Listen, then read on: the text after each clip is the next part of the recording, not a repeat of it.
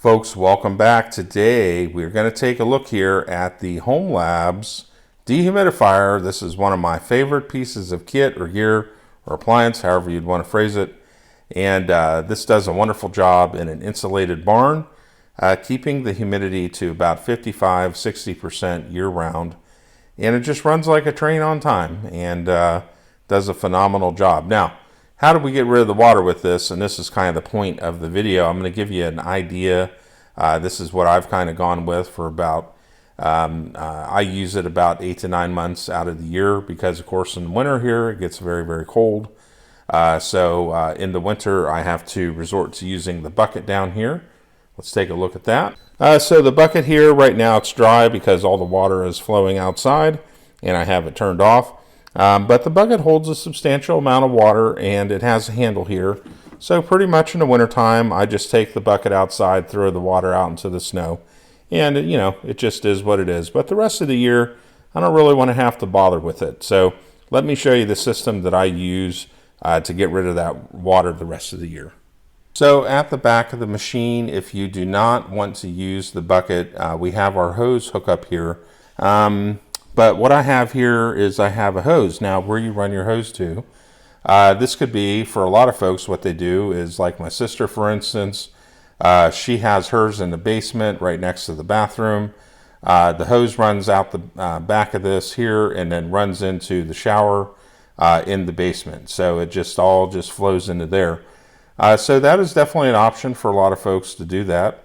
But for me, I actually have mine running outside, which I will show you here just a sec.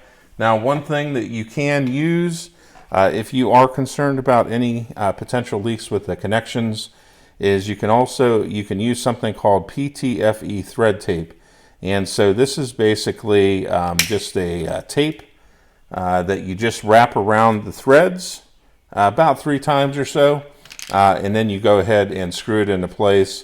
And this tape here will help seal against any leaks. So this is just what I use. I mean, you don't have to use this. I'm sure plenty of times I've connected it without using this, but it's something that you can do. Now, so where my hose goes is it actually goes through the wall to the outside. And I'll show you the outside setup in just a minute here. But with this, one thing you do need to make sure that you do is that when the hose comes out of the unit, that it has a little bit of at least of a downhill run initially. I find if it does curve back up a little bit, it's fine.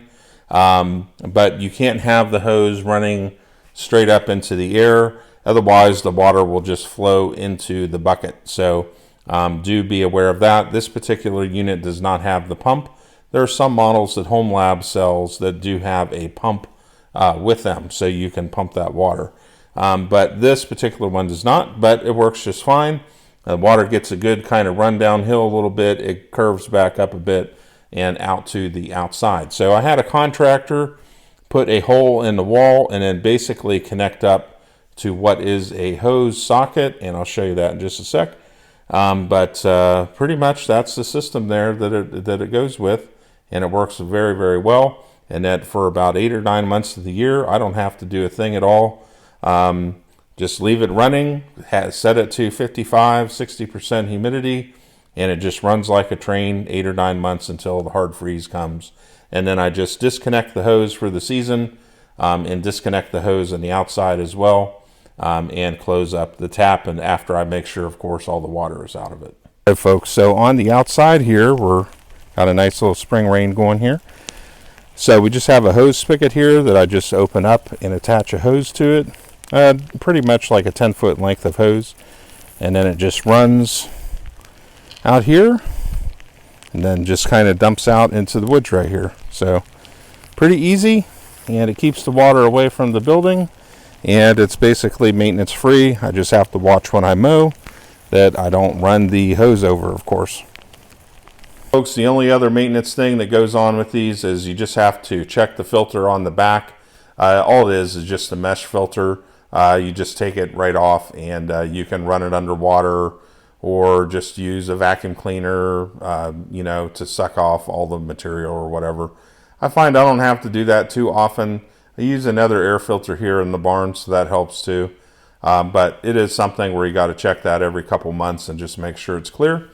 Other than that, though, very easy to use. Like right now, I'll go ahead and turn it on because the humidity is a bit high from all that rain outside. So we'll go ahead. I think the humidity, it says 70%, which is probably about right, maybe a little bit higher. And we'll go ahead and set it down to 55. So it should pull out a fair amount of water overnight while I'm not in here. So that'll be good to keep that moisture down. Anyways, folks, I'm going to turn it off here for just a sec. But anyways, definitely check these out. These are really solid dehumidifiers to get the job done and do an excellent job. Have a good one, folks.